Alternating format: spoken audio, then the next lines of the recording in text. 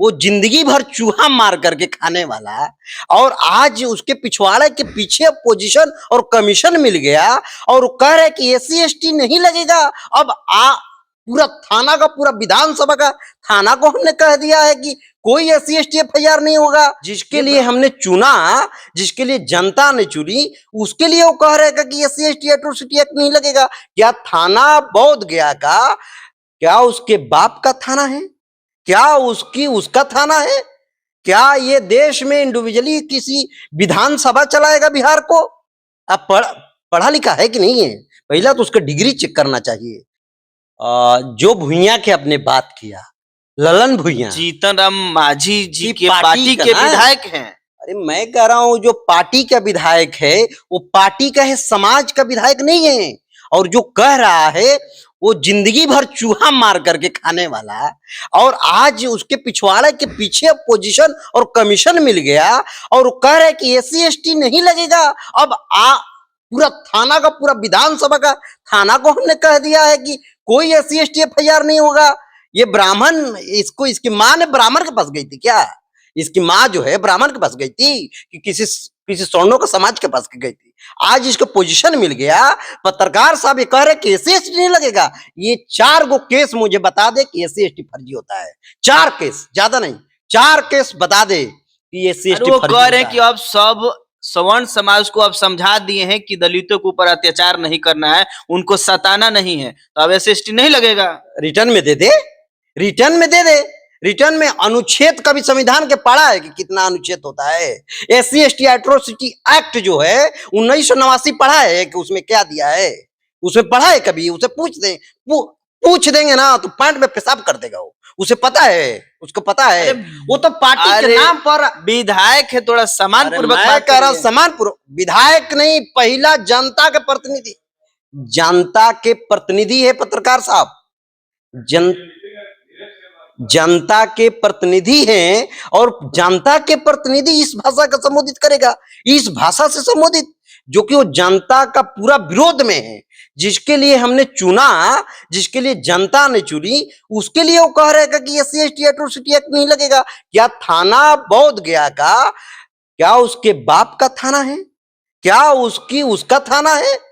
क्या ये देश में इंडिविजुअली किसी विधानसभा चलाएगा बिहार को? अब पढ़ा लिखा है कि नहीं है? पहला तो उसका डिग्री चेक करना चाहिए कि जिस तरह से उसने ये बात कहा कि एससी एसटी नहीं लगना चाहिए, तो क्या थाना उसका पिताजी थाना बनवाए हैं? क्या ये संविधान जो बना, क्या बाबा साहेब अम्बेडकर का वो कभी पढ़ा है?